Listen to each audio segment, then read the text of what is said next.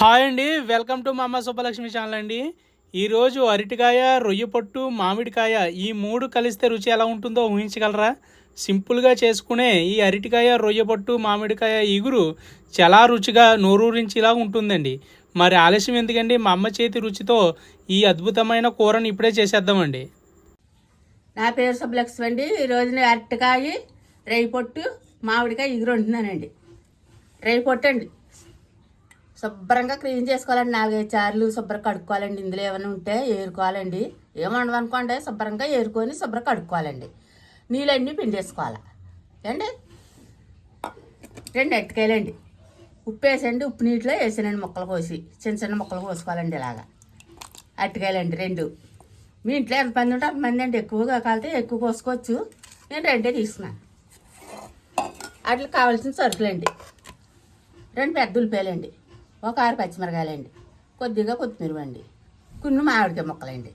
అంటే దానికి సరిపడగానే పులుపు కావాలంటే ఇంకా ఎక్కువ వేసుకోవచ్చండి. పులుపు కావాలన్న వాళ్ళు నేను ఎక్కువ సరిపోద్దని అదే అంచనాగా వేస్తానండి. ఇప్పుడు వంట ఎలా చేసుకోవాలో చూపిస్తాను రండి. పొయ్యి అంటించుకోవాలండి.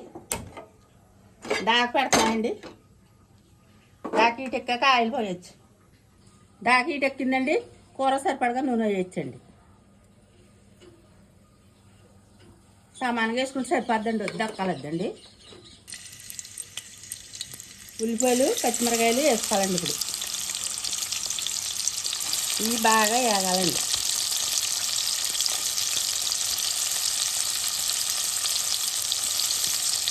అలాగే శుభ్రం చేసుకున్న రొయ్య పొట్టు కూడా వేసుకోవాలండి.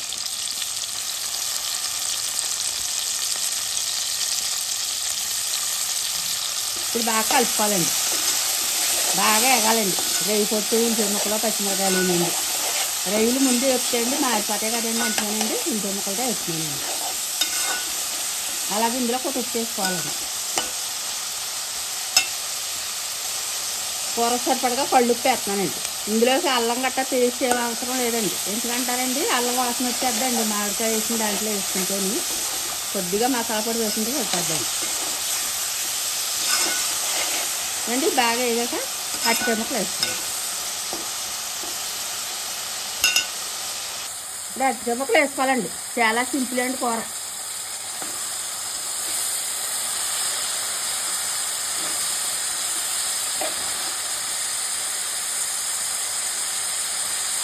ఇప్పుడు బాగా కలుపుకోవాలండి. అరటికాయ ముక్కలు బాగా వేగిదాకండి. బాగా కలుపుకుంటాయండి, నూనెలో బాగా పడతాయండి. కొన్ని మగ్గుతాయండి. అలాగే ఇందులో కొద్ది పసుపు వేసుకోవచ్చు.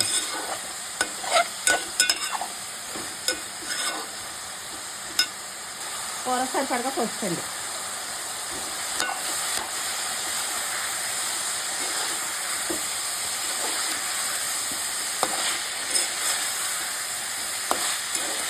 ఇవి మధ్య మధ్యగా కారం వేయాలి.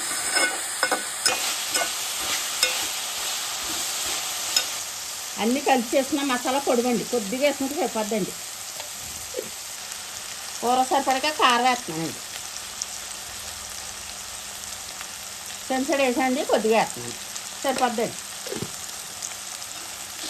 ఇప్పుడు బాగా కలుపుకోవాలండి. ముక్కలు బాగా పట్టిలా కలుపుకోనండి.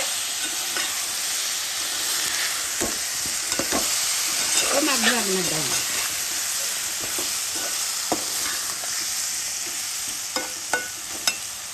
ఇప్పుడు ముక్కలు ములిగిలా నీళ్ళు వేసుకోవాలండి.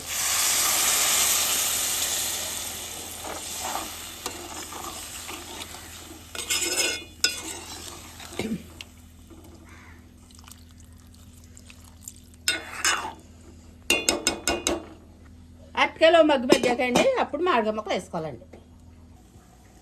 మూత తీసి చూద్దామండి, మరిగట్టిందండి. ఇప్పుడు మామిడికాయ ముక్కలు వేసుకోవాలండి. చిన్న చిన్న ముక్కలు కోసుకోనండి, మామిడికాయ ముక్కలు వేసుకోవాలి. అలాగే కొద్దిగా కొత్తిమీర కూడా వేస్తున్నానండి. ఇప్పుడు కూర అంతా ఉడికాక ఎలా ఉడికిందో మీకు చూపిస్తాను. 10 నిమిషాలు మూత పెట్టుకోవచ్చు.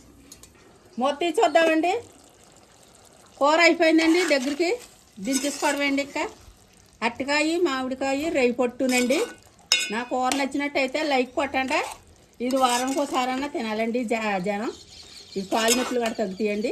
చాలా టేస్టీగా ఉంటుందండి. దించేసుకోవచ్చండి. గ్యాస్ కడేస్తున్నాను. అంతే ఫ్రెండ్స్, ఫైనల్గా అరటికాయ, రొయ్య పొట్టు, పచ్చి మామిడికాయతో కాంబినేషన్తో కలిసిన ఇగురు రెడీ అయిపోయిందండి. మా అమ్మ చేసిన ఈ కూర కనుక నచ్చినట్లయితే వెంటనే వీడియోకి ఒక లైక్ చేసి మీ ఫ్రెండ్స్ అండ్ ఫ్యామిలీ మెంబర్స్ కూడా షేర్ చేయండి.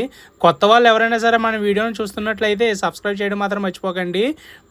ఇలాంటి మంచి వంటకాల కోసం మన ఛానల్ని ఇప్పుడే సబ్స్క్రైబ్ చేయండి. మళ్ళీ ఇంకో మంచి వంటకంతో మేము ముందుకు వస్తామండి. అంతవరకు సెలవు. థ్యాంక్ యూ ఫర్ వాచింగ్ అండి.